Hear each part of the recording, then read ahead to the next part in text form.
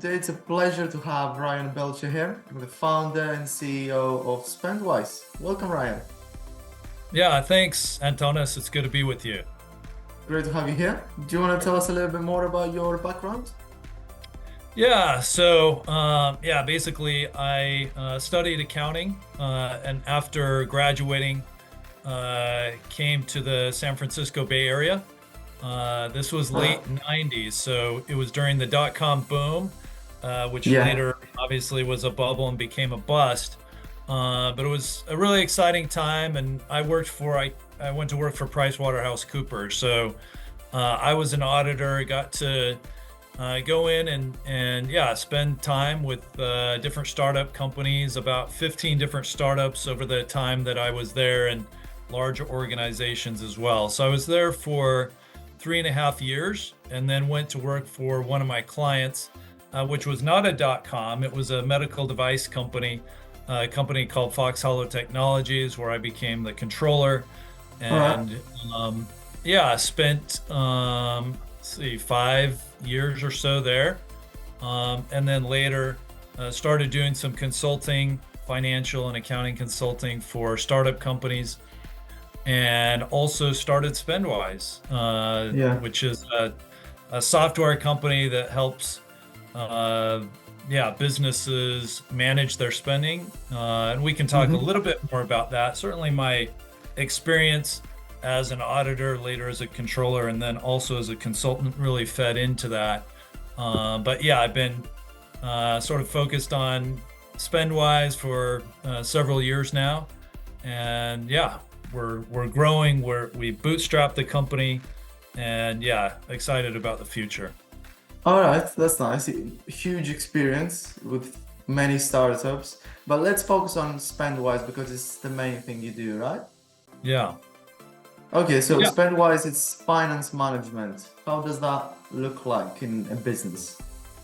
Yeah, so kind of going back to my experience before Spendwise, so I noticed that a lot of companies really, the purchasing processes were very manual, cumbersome, really kind of difficult to manage. So, for example, if you're a medical device company and you're trying to quickly iterate and sort of go through the process of improving your product, getting it sent out for approval by the FDA, you've got engineers who need to buy materials. And so a lot of times your vendors are going to want a purchase order, which as a finance person I think is great too, as the customer. And so I need to buy materials, and so I'll create a purchase order and send that to a vendor. Well, if I maybe new to the company or don't have a lot of experience, of course, those of us who are responsible for the finances of the company want to make sure that, okay, hey, did this get properly approved? Does it make sense? Do we, maybe we have some of these materials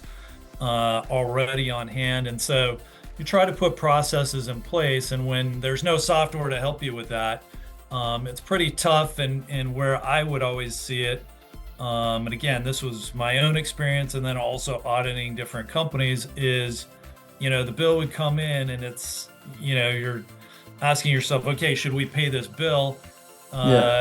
Did it get approved? And then you're kind of trying to find a purchase order that, was for what you see on the bill, and see if that purchase order was approved. And then you're also wanting to see if you actually received the goods or services, because obviously, even though it was approved, if you never got it, you don't want to be paying for it until you do get it. And so that whole process, it was managed over email with paper, binders, making photocopies, chicken scratches, sort of not fun. And I didn't feel like there were good solutions on the market for small to mid-sized companies. For larger ones, there have been solutions on the market for quite some time. I felt there was an opportunity there, and so that's what led me to start Spendwise. Okay, that's nice. So to take you to the present, the present over the past year, what has been the biggest game changer for Spendwise and yourself? Yeah, so I think for us, over this past year is getting other people involved. So Hmm. it was great. I feel like what's really important when you do start a business is to really understand the problem you're trying to solve. And I All feel right. like, I'm well positioned to be a, kind of like a product manager where I've been a controller, I've, been involved in different businesses and I know what the problem is. But I'm not an expert at sales, marketing, certainly not software development. And so from the beginning, fortunately, yeah, on the software development side, I've been able to work with someone who's, yeah, just, does an amazing job developing the product, and I can focus on sort of, what the customer experience is. And we've seen more of that over this past year. We've been getting other people involved, especially on the sales and marketing side, and I think we're really benefiting from that. So yeah, just sort of, yeah, finding people who have expertise that can help you out. And yeah, a lot of times that can just be they don't have to be full-time employees. You can have them help out as consultants. I see. That's nice. So, is there a mistake that you made early on and you learned a valuable lesson from? I'm sure there are many through the Yeah. all those experiences, surely. Yeah, absolutely. Yeah, no, you're gonna make mistakes for sure. Tons. I would say the most, yeah, probably. I would say maybe the biggest mistake was to, it's easy to kind of wander from the path that you started on and try different things, which I think is important, but you want to also at the same time remain as focused as possible. So Right. yeah, we started trying to solve other problems like, okay, billing and sort of, invoicing your customer and things like that. And because it was easy functionality to add, but it sort of really, I think, caused us to stray from what we really needed to be and should have been focused on, and that is to help businesses manage their spending. I see. That's nice. When that case happened, how did you manage to take a step back and look the situation from the above, let's say, and think, you know what? We're not focused on the main objective that we want to present. How do we handle this? Yeah, great question. It was through feedback from other people and also just seeing our customer, sort of customer experience data coming in and realizing, look, we're not really doing great at some of these other offerings that we're trying to Yeah. provide. Like it seems like the thing we're really doing well at is what we started with, and it's kind of getting diluted by trying to, solve all these other different problems. Whether it's just even simply spending advertising money on those things rather than what what you should be focused on. Okay, I see. Is there a question that you get asked most often about Spendwise? I would say, yeah. I mean, people will ask what it is, what it's about. They'll also, yeah, ask me why, I decided to start Spendwise, and so I talk about what it is that we're doing and sort of the reasons why I started it, and that was because I experienced the problem myself, was frustrated by it, and really, yeah, I didn't feel like there were good solutions out there. Yeah. And so, yeah, it's certain problems you got to try and solve on your own. Hmm. You decided, yeah, I don't have many options. What if I create that option myself? Right? Yeah. Yeah. And I think that's usually the best way to start. I actually, prior to Spendwise, started another company, and it was, I think the biggest mistake there is I was trying to solve problems that I didn't know a lot about. It was really, problems that I thought maybe somebody else had. It was like healthcare information technology. So, very interesting space, but very complicated. And especially if you're not a developer, like if you're a developer, I think you already bring a lot of value to the table in the fact that you can build the product.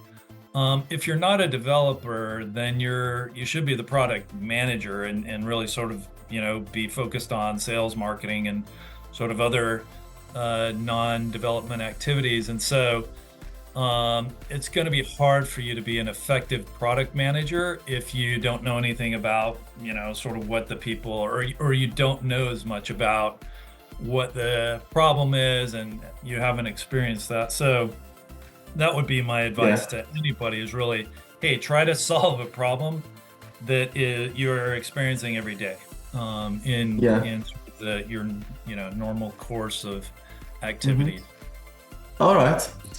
Is there a certain advice you would give to yourself when you were in the first, let's say, couple of years of entrepreneurship? Yeah, I would sort of go back to, the lessons learned and I would definitely say, hey, stay focused. It's easy to get distracted and sort of wander off course. I think also maybe involving other people earlier on. And so, it's, you can, I remember, when I first started, I thought, well, maybe I can develop this software myself. And, you start, kind of looking into that and realizing that's going to be a pretty big hill to climb.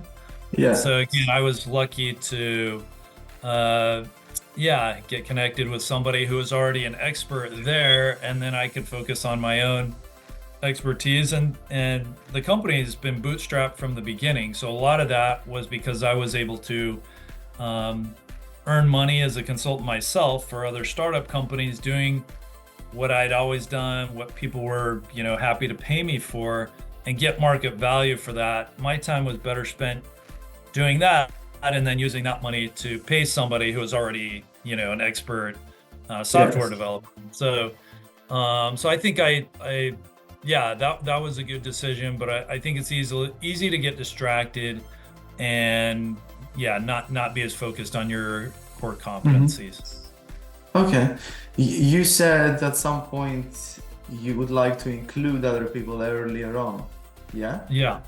Is that a partner or other business partners you wanted to include earlier on?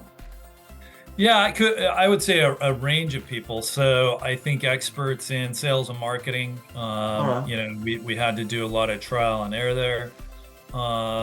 Partners and sort of, advisors, I think can really, at least for me, and I think this could be the case for a lot of people. You think, well, it's kind of, starting a business isn't like, hey, I took a law exam, or you sort of think you can figure it out and that it's just kind of comes naturally. You don't think that, oh, that expert developer or that lawyer or that accountant, whatever the profession is that they're really, really good at, it's because they've spent quite a bit of time doing it. And so the same is true with starting and running a business. You think, oh, no, it's kind of, it's intuitive or whatever, but I think I